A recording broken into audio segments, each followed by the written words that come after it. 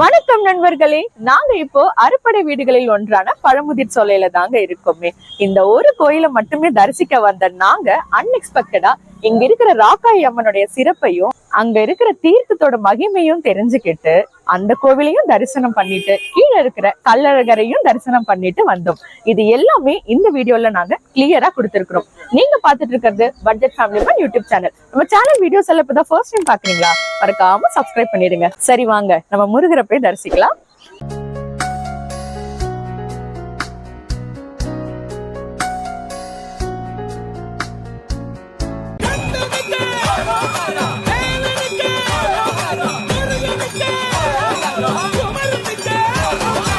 வெற்றிவேல் முருகனுக்கு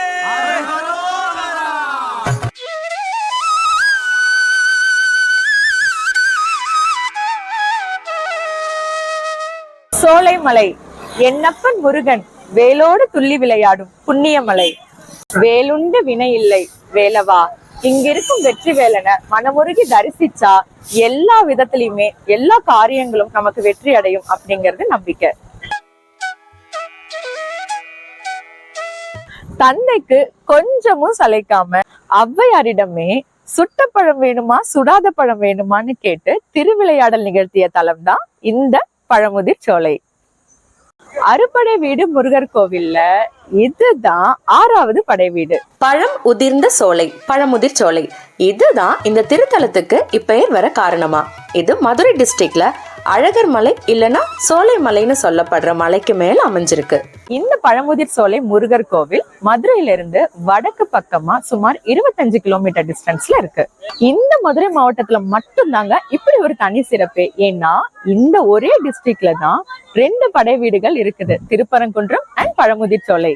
இந்த ரெண்டுத்தையுமே ஒரே நாள்ல கூட நம்ம வந்து பாத்துட்டு போயிடலாம். பட் நாங்க பழனி போயிட்டு திருப்பரங்குன்றம் வந்ததால நேற்றுக்கு ஈவினிங் தான் திருப்பரங்குன்றமே தரிசிச்சோம். ஆக்சுவலா ஒரே ட்ரிப்ல அறுபடை வீடுகளையும் தரிசனம் பண்ணணும்னு பிளான் பண்ணி வந்த நாங்க ஃபர்ஸ்ட் திருத்தணி, அதுக்கப்புறம் பழனி, அதுக்கப்புறமா திருப்பரங்குன்றம் கோயில்களுக்கெல்லாம் போய் தரிசனம் பண்ணிட்டு 4வதா இந்த பழமுதிர் சோலைக்கு வந்திருக்கோம். அந்த எல்லா வீடியோஸோட லிங்க்குமே டிஸ்கிரிப்ஷன்ல இருக்கு. ஒருவேளை எங்களை மாதிரி இப்படி அறுபடை வீடுகள் ட்ரிப்பா இல்லாம ஜஸ்ட் ஒன் டே ட்ரிப்பா இந்த மதுரையை சுத்தி பார்க்க வரவங்களுக்கு இந்த பழமுதிர் சோலையோடு சேர்த்து வேற என்னென்ன இடங்கள்லாம் சுத்தி பார்க்கலாம் அப்படிங்கிற பிளானும் இந்த வீடியோல இருக்கு. ஸோ ஸ்கிப் பண்ணாம வீடியோவை ஃபுல்லா பாருங்க. விடியற் காலை வணக்கம். டைம் சரியா 4:30 மணி ஆகுது. ஆமா, 4:30 மணி ஆகுது. நாங்க இவ்வளோ சீக்கிரமா வந்து கிளம்பி முருகருடைய அறுபடை வீடுகளில் பழமுதிர் சோலையும் திருச்செந்தூரும் இன்னைக்கு போய் சுற்றி பார்க்க போகிறோம். அதனால தான் இவ்வளோ சீக்கிரமாக எழுந்திரிச்சிட்டோம். பசங்கள்லாம் ரொம்ப பாவம், 3 மணிக்கே எழுப்பி விட்டாச்சு. குழந்தைங்கள்லாம் நல்லா தூங்கிக்கிட்டு இருந்தாங்க. கிளம்பி வந்து இப்போ நடு ரோட்ல நின்றுக்கிட்டு இருக்கோம். ஏன்னா ஊபர்ல வந்து ஆட்டோ புக் பண்ணியிருக்கோம். ரொம்ப நேரமாக ஆச்சு, இன்னும் ஆட்டோ வரல. ஸோ வெயிட் பண்ணிக்கிட்டு இருக்கோம். பார்க்கலாம் இன்னைக்கு எப்படி நாள் போகுதுன்ட்டு. மேக்சிமம் மதுரை வரவங்க ட்ரெயினில் தான் வருவாங்க. ஸோ ரயில்வே ஸ்டேஷன்ல இருந்து கைட் பண்ணாதான் சரியா இருக்கும்னு நாங்கள் இப்போ ரயில்வே ஸ்டேஷனை நோக்கி தான் ஆட்டோவில் போயிட்டு இருக்கோம். எனக்கு பின்னாடி இருக்கிறது தான் மதுரை ரயில்வே ஸ்டேஷன். இந்த ரயில்வே ஸ்டேஷனுக்கு வாசல்லையே பழமுதிர் சோலை மலை அடிவாரம் வரைக்கும் போற பஸ் வரும். ஆனா பஸ்ஸோடைய ரூட் போர்ட்ல பழமுதிர் சோலைன்னு இருக்காது, அதுக்கு பதிலா அழகர் மலைன்னு தான் இருக்கும். பழமுதிர் சோலை போகிறதுக்கு மதுரை பெரியார் பஸ் ஸ்டாண்ட்ல இருந்து ரூட் நம்பர் 44 நம்பர் பஸ் ஏறணும். இந்த பஸ் பாத்தீங்கன்னா ½ அன் ஹவருக்கு ஒன்ஸ் ஃப்ரீக்வெண்டா தான் இருக்குது. டிக்கெட் ஒரு ஆளுக்கு 31 rupees, 31 ரூபாய். இந்த பெரியார் பஸ் ஸ்டாண்ட் வந்து ரயில்வே ஸ்டேஷன் வந்து ஜஸ்ட் வாக்கபிள் டிஸ்டன்ஸ்ல தான் இருக்கு.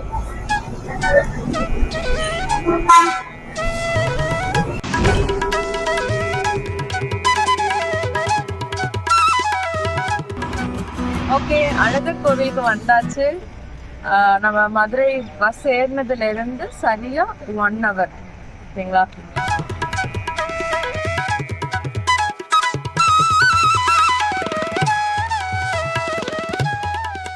இப்ப அழகர் கோவிலுக்கு வர பஸ் வந்து கரெக்டா இந்த அடிவாரத்தோட தான் நிற்குமே. இதுக்கப்புறம் நாங்க வந்து பழமுதிர் சோலை தான் போக போறோம். பழமுதிர் சோலை போகிறதுக்கு இந்த கோவில் நிர்வாகமே வந்துட்டு பஸ் ரன் பண்றதா சொல்லியிருக்கிறாங்க. அதுக்கு இங்க இருக்கிற பயணிகள் நிழற்குடை அப்படின்ற இடத்துக்கு பின்னாடி தான் வருமா, ஓகேங்களா? ஆனா இந்த எவ்வளவு ஒரு அற்புதமான விஷயம் பாருங்களேன். இந்த ஒரு லொகேஷன்லயே, அதாவது இந்த ஒரு அழகர் கோவில் ஸ்பாட்லயே நம்ம மொத்தமா 4 டெம்பிள்ஸ் பார்க்கலாம். இந்த மலை அடிவாரத்திலேயே அழகர் கோவில், கருப்பண்ண சுவாமி கோவில் 2 கோவில் இருக்கு. அண்ட் மலைக்கு மேல வந்து பழமுதிர் சோலை ராக்காயி அம்மன் கோவில் 2 கோவில் இருக்குது. அடிஷ்னலா ராக்காயி அம்மன் பிரீமியம்னு சொல்லப்படுற நாங்க தெரிஞ்சவங்க மூலியமா ஒரு விஷயம் கேள்விப்பட்டோம். அது என்னன்னா, இந்த அழகர் கோவிலுக்கு வர்றவங்க ஃபர்ஸ்ட் மலைக்கு மேல இருக்கிற ராக்காயி அம்மன் கோவில் தீர்த்தத்துல ஃபர்ஸ்ட் நீராடிட்டு, அதுக்கப்புறமா மலை மேல இருக்கிற ஒவ்வொரு கோவில்களா தரிசனம் பண்ணிட்டு தான் கீழே அழகர் கோவிலையும் அண்ட் தென் கருப்பண்ண சுவாமி கோவிலையும் தரிசனம் பண்ணிட்டு கிளம்புவாங்க அப்படின்னு சொன்னாங்க. ஸோ நாமளும் இப்போ அதே ப்ரொசீஜரை தான் ஃபாலோ பண்ண போறோம். அடுத்ததான் இங்க இருந்து ஒரு பஸ் பிடிச்சி மலைக்கு மேலே ஏறிடலாம், ஓகேவா? பஸ்ஸுக்கு ஒரு ஆளுக்கு 10 ரூபாய் சார்ஜ் பண்றாங்க. சரி வாங்க, நம்ம அடுத்ததான் பஸ் ஏறி மலைக்கு மேலே போயிடுவோம்.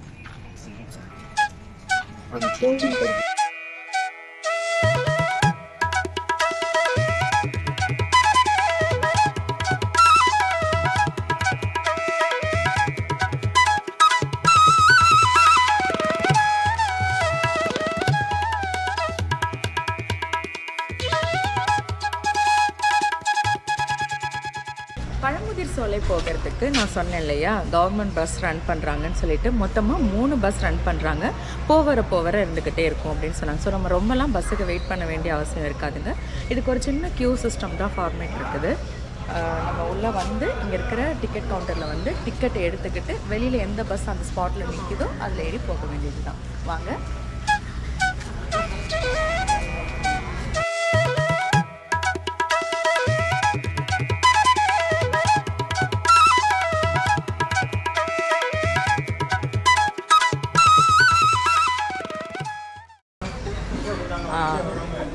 பஸ்ஸுக்கு ஒரு ஆளுக்கு 10 ரூபாய் நான் ஆல்ரெடி சொல்லியிருந்தேன் இல்லையா. ஸோ 10 ருபீஸ் சார்ஜ் பண்ணுறாங்க.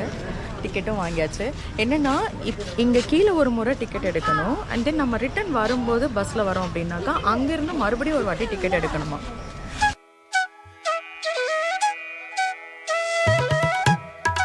எஸ், பஸ்ல ஏறி செட் ஆகி உட்காந்தாச்சு. போகும்போது பஸ்ல போயிட்டு ரிட்டன் வரும்போது நடந்து வரலான்னு தான் பிளான் பண்ணியிருக்கோம். ஏன்னா பஸ்ஸோட ரூட்டு எந்த மாதிரி இருக்குது அண்ட் நடந்து வர்றதுக்கு எந்த மாதிரியான பாதை இருக்குது அப்படின்னு சொல்லிட்டு உங்களுக்கு காட்டலான்ட்டு தான். பார்க்கலாம்.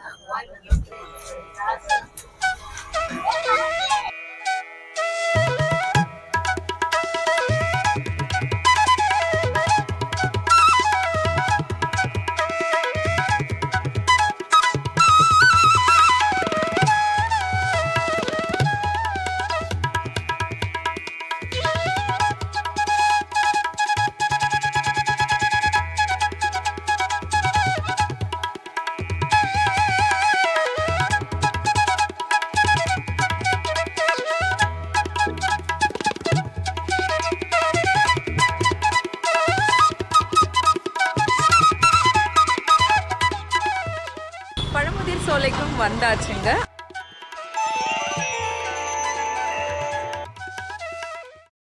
எங்களோட இந்த அறுபடை வீடு பயணத்துல நாங்க பார்க்க வந்தது என்னவோ பழமுதிர் சோலையில வீற்றிருக்கும் முருகனை மட்டும்தான். பட் இங்க வந்ததுக்கு அப்புறம் இங்க இருக்கிற ராக்காயி அம்மனுடைய கோவிலும் அங்க இருக்கிற நூபுர கங்கை தீர்த்தத்தோடைய சிறப்பையும் பத்தி தெரிஞ்சுக்கிட்டதுக்கு அப்புறம் முதல்ல நாங்க அங்க போயிட்டு வரலாம்னு டிசைட் பண்ணிருக்கிறோம். அந்த தீர்த்தத்துக்கு பழமுதிர் சோலை முருகர் கோவில்ல இருந்து ஜஸ்ட் 1/2 கிலோமீட்டருக்கு நம்ம நடந்துதான் போகணும். வாங்க குட்டீஸ், இங்க இருக்க இன்னொரு கோவில் போகணும்.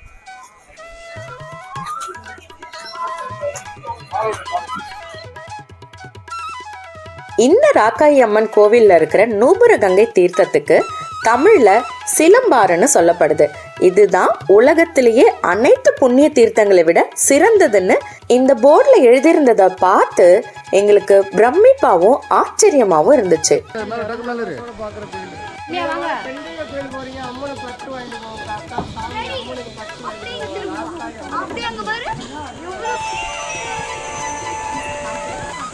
ஏய் உன்னை பார்த்து குரங்கு பயந்து வருது பிடிங்க போறேன்னு.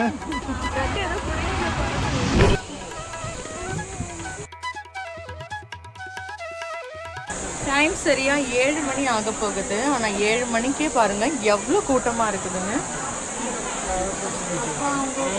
புராணத்தின்படி மகாவிஷ்ணு வாமன அவதாரத்துல மண்ணுலகையும் விண்ணுலகையும் தன்னுடைய திரு பாதங்களால அளக்கும் போது விண்ணுலகத்துல அவருடைய திருவடிகளை காண்பதற்காக பல வருடங்களாக தவம் இருந்த பிரம்மதேவர் மகாவிஷ்ணுவோடைய பாதத்தை பார்த்ததும் அவருடைய திருவடிக்கு கங்கை நீரால் பாத அபிஷேகம் செய்ததாகவும் அந்த அபிஷேக தண்ணி தான் கங்கையா பெருக்கெடுத்து ஓடுறதாகவும் சொல்லப்படுது. அச்சமயம் விஷ்ணுவின் பாத சிலம்பிலப்பட்டு வழிந்தோடிய நீர் தான் இந்த நூபுர கங்கை என்று அழைக்கப்படும் சிலம்பாறுன்னு சொல்லப்படுது. இதுவரை வற்றாமல் ஊற்றாக பெருக்கெடுத்து வரும் இந்த தீர்த்தம் எங்கிருந்து வருதுன்னு யாராலையுமே கண்டுபிடிக்க முடியலையாம். நாங்க எங்க லக்கேஜஸ்லாம் கள்ளழகர் கோவில் வாசல்ல இருக்கிற கிளாக் ரூம்ல வச்சுட்டு வந்ததால நூபுர கங்கையில குளிச்சுட்டு அதே ஈர துணியோட தான் ராக்காயி அம்மனை தரிசிக்க போயிருந்தோமே. இன்ஃபேக்ட் பெரும்பாலானோர் இதே மெத்தடை தான் ஃபாலோ பண்றாங்க. ஏன்னா அங்க லேடிஸ் ட்ரெஸ் சேஞ்ச் பண்றதுக்கு இப்போதைக்கு போதுமான வசதிகள்னு இல்லை. யார் இந்த ராக்காயி அம்மன்? இவங்களை பத்தி தெரிஞ்சுக்கணும்னு முற்படும் போது பெரும்பாலும் செவி வழியான வரலாறு தான் கிடைக்குது.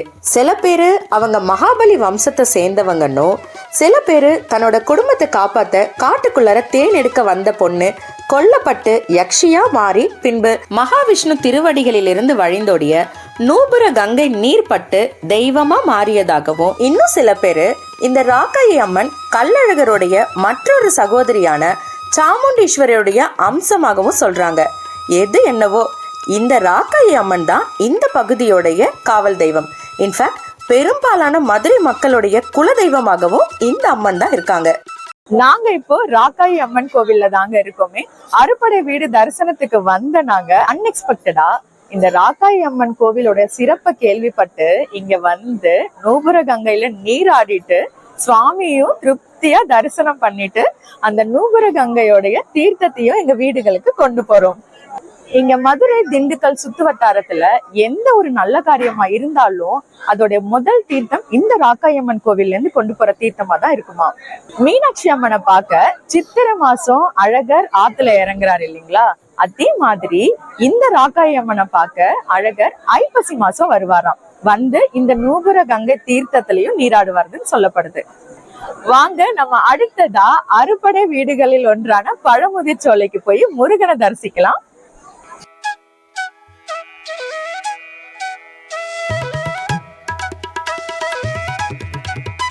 இன்னைக்கு ஏர்லி மார்னிங்கே கிளம்பி இப்பதான் பழமுதிர் சோலைக்கு வந்திருக்கோம். சரி வாங்க நம்ம முருகரை போய் தரிசிக்கலாம்.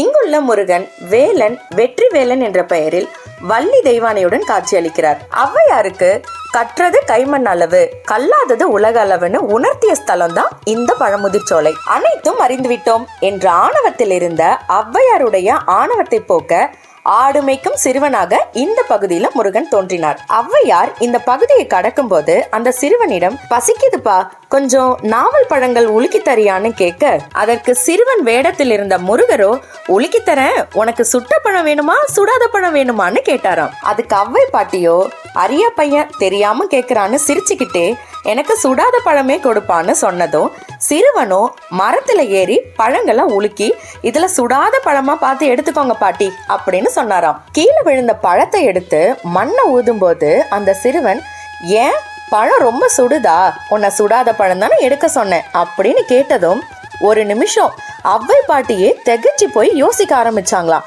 எல்லாம் தெரிஞ்ச நம்மளையே இப்படி யோசிக்க வச்சுட்டானே, இவன் சாதாரண சிறுவனா இருக்க வாய்ப்பே இல்லை அப்படின்னு யோசிச்சு, யாரப்பா நீன்னு ஔவை பாட்டி அந்த சிறுவனை பார்த்து கேட்க, முருகரும் தன்னுடைய சுய வடிவில் ஔவை பாட்டிக்கு முன்ன காட்சி கொடுத்து ஔவையாருடைய ஆணவத்தையும் போக்கினாராம்.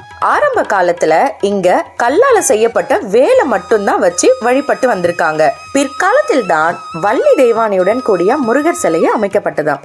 அறுபடை வீடுகள்ல மூலஸ்தானத்துல வள்ளி தெய்வானையுடன் காட்சியளிக்கிற ஒரே திருத்தலம் இது மட்டும்தான். கோயில்ல கூட்டம் குறைவா இருந்ததால நாங்க ரொம்பவே சீக்கிரமா சுவாமியை தரிசனம் பண்ணிட்டு வெளியில வந்துட்டோம். இந்த கோயில் பக்கத்திலேயே கோயில் தேவஸ்தானத்தோடைய ரூம் ஃபெசிலிட்டிஸ் இருக்கு. அங்க தங்குறதுக்கு ரூம் ரெண்டா 400 ரூபாயில இருந்தே ஸ்டார்ட் ஆகுது. என்ன ஒண்ணு, ஆன்லைன்ல எல்லாம் புக் பண்ண முடியாது, நேர்ல தான் போய் புக் பண்ணணும்.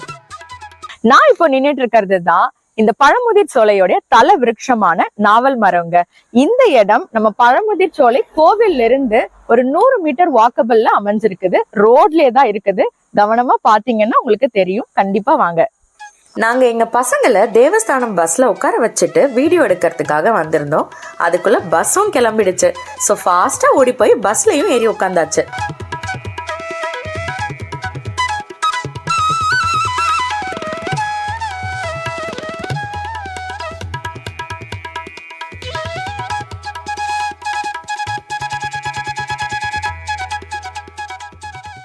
வணக்கங்க.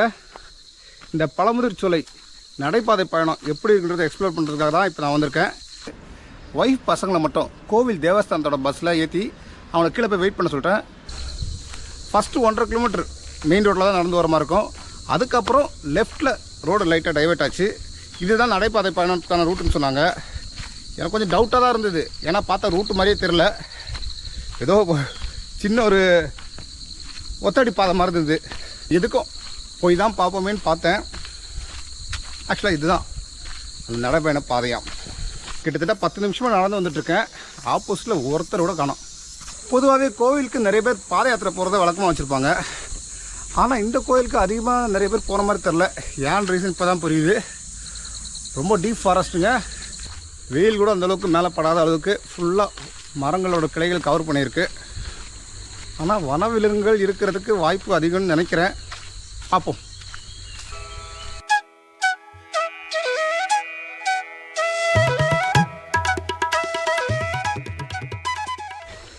ஓகே, இப்போ புரியுது ஏன் இந்த காட்டு வழி பாதையை யாரும் ப்ரிஃபர் பண்ண மாட்டேங்கிறாங்கன்னு. ரொம்ப கரடு முரடான ரோடு, அங்கங்கே பாறை, நடுவில் வேறு இந்த வீடியோவில் தெரியுதுங்களா, இந்த நீரோட வேறு குறுக்கிடுது. தெரியுதா வீடியோவில் கிளியராக? கீழே பாருங்களா, இதில் இறங்கி தான் போகிற மாதிரி இருக்குது. ஆக்சுவலாக நான் வந்திருக்கிறது சம்மர். இந்த டைம்லேயே தண்ணி போகுதுன்னா அப்புறம் மழை காலத்தில் எந்தளவுக்கு தண்ணி வருன்றதை நீங்களே யோசிச்சு பாருங்க.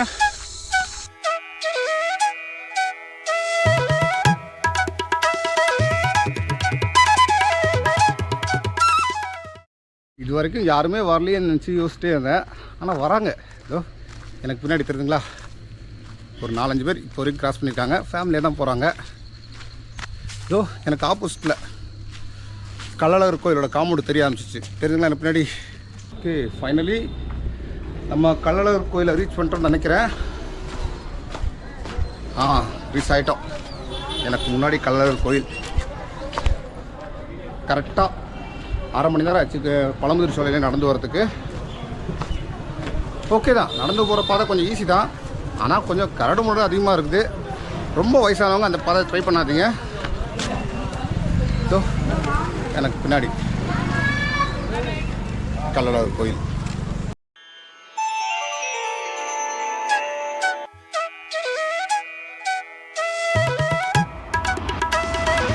நாங்க மதுரையிலேயே ரொம்ப ரொம்ப ஃபேமஸான கள்ளழகர் கோவில் வாசல்ல தான் இருக்கோம்.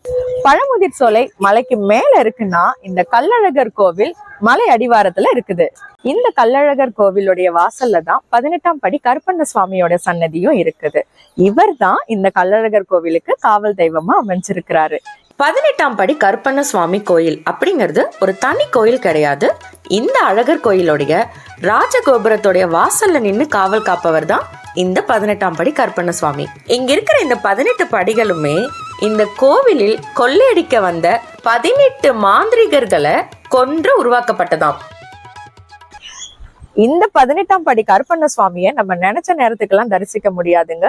இந்த கோவில் ஆடி மாசம், அதாவது வருஷத்துல ஒரு முறை ஆடி மாசம் பௌர்ணமி அன்னைக்கு மட்டும்தான் நட திறப்பாங்களாம். அன்னைக்கு மட்டும்தான் தரிசனம் பண்ண முடியுமா. மற்ற நாட்கள்ல மூடி இருந்த அந்த கதவையே கருப்பண்ண சுவாமிய நினைச்சு வழிபட்டுட்டு தான் கள்ளழகர் கோயிலுக்கு போவாங்க. கள்ளழகர் கோவில் 108 வைணவ திவ்ய தேசங்கள்ல திருமாலிருஞ்சோலை என்று அழைக்கப்படும் திருத்தலம் தான் இந்த கள்ளழகர் கோவில். நம்மளுக்கெல்லாம் ஐப்பசி மாசம் தீபாவளினா இந்த மதுரைக்கார மக்களுக்கு சித்திரை மாசம் இன்னொரு தீபாவளி. அதுதான் கள்ளழகர் ஆற்றலை இறங்குற வைபவம். 10 நாள் மொத்த மதுரையும் களை கட்டும். இந்த கள்ளழகர் கோவிலுடைய சிறப்பு, ஸ்தல புராணம் இதெல்லாம் பத்தி சொல்லணும்னா இதுக்குன்னே ஒரு தனி வீடியோ கிரியேட் பண்ணணுங்க. உங்களுக்கு வேணும்னா கமெண்ட்ல கேளுங்க, நான் இதுக்கான தனி வீடியோவா போஸ்ட் பண்றேன். இப்போதைக்கு சாமி தரிசனத்தை முடிச்சிட்டு அடுத்ததா திருச்செந்தூருக்கு தான் போக போறோம். வாங்க.